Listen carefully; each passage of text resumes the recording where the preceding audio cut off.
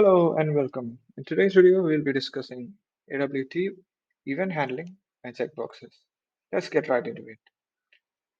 So, what is AWT? AWT stands for the Abstract Window Toolkit. It's an API for creating and managing GUI applications. AWT provides various components like button, label, checkbox, etc. that can be used as objects inside a Java program. AWT components are platform independent, but their appearance varies according to the OS. The classes for AWT are provided by the java.awt package. So let's look into the hierarchy of AWT. At the top, we have the object class, which is the base class of all classes in Java. Derived from it, we have the component class. And the component class has many subclasses, such as the button, canvas, checkbox, choice, container, label, list, scrollbar, text component, and many more. The container class has two subclasses, panel and window. And the window again has two more subclasses. We have the frame and the dialog. And from dialog, we have the file dialog. From panel, we have the applet. At the bottom, we can see that from text component, we have two fields. We have text area and text field. This is just a subset of all the available classes available in the java.awt package. So now let's look at the features of AWT. AWT is implemented as a set of Java classes and packages. It also includes classes for handling graphics and fonts. AWT provides support for handling user input events such as mouse clicks, keyboard inputs, and Windows events. That is known as event handling. It provides support for defining layout managers, which determine how the components are arranged within the parent containers as well. So let's look into event handling.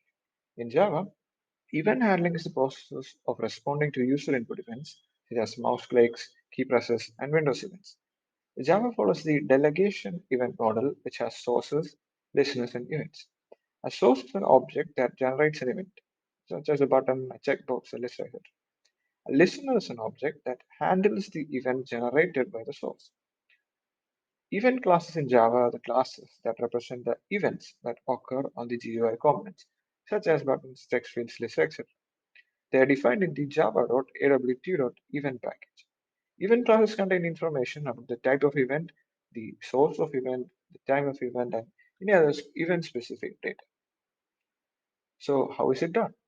To perform event handling in Java, we need to register the source with the listener using a registration method. The registration method depends on the type of the event and the source component.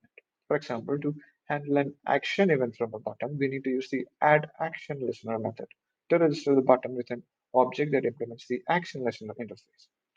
The listener interface contains one or more abstract methods that need to be overridden by the listener object. These methods are called when an event occurs on the source component. For example, the action listener interface contains one method, the action perform method, which is called when an action event occurs on the button. So the topic I was assigned to was checkboxes. So let's look at what a checkbox is. A checkbox is a graphical component that can be in either an on, true, or off, false state. Clicking on a checkbox changes its state from on to off, from off to on. We can see a sample here. I have three options, reading, stamp collections, and singing, and I've selected two of them.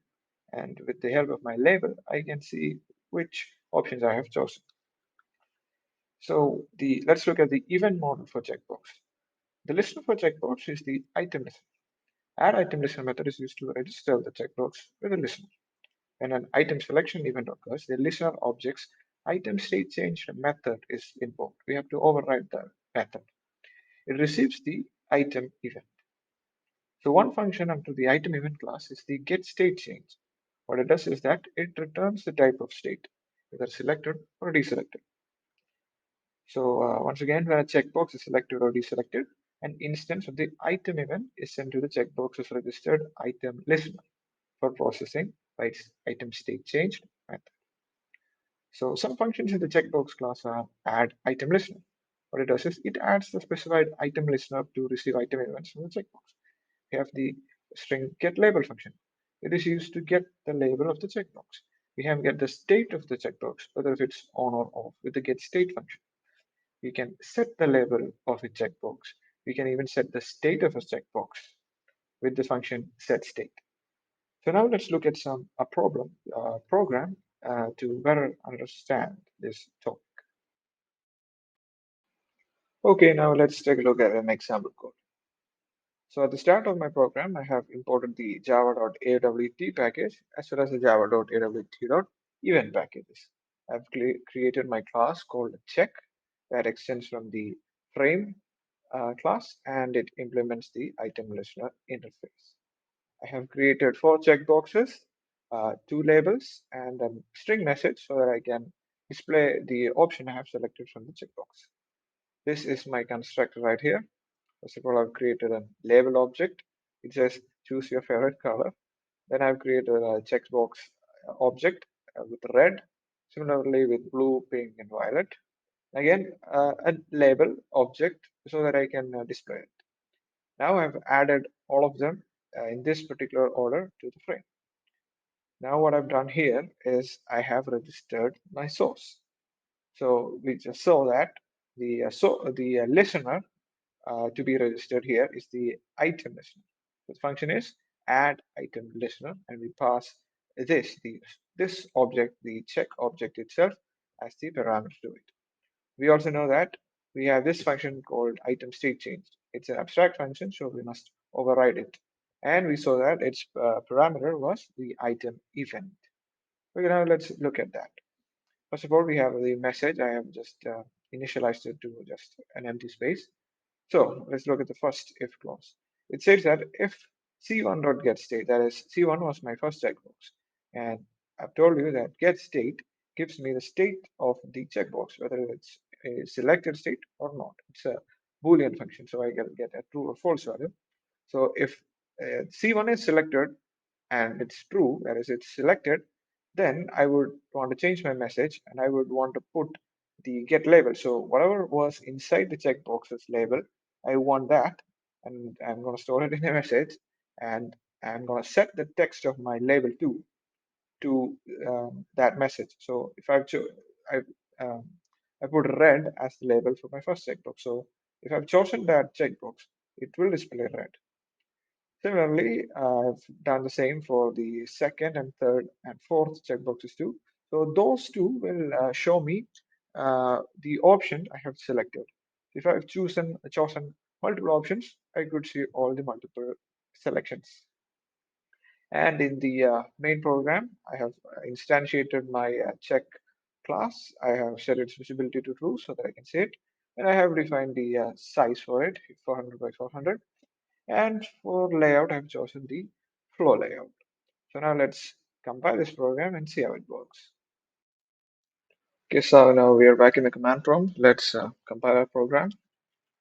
Java check in dot Java. This seems to be no problem, and it compiled. So let's run it. Java check in. Here is my window right here. It says choose your favorite color. My favorite color is blue, so shows blue. The label shows blue. I also love violet, so let me click on that. Blue violet, my favorite colors are blue and violet. I've chosen that. I changed my mind. I like red as well, so red and blue.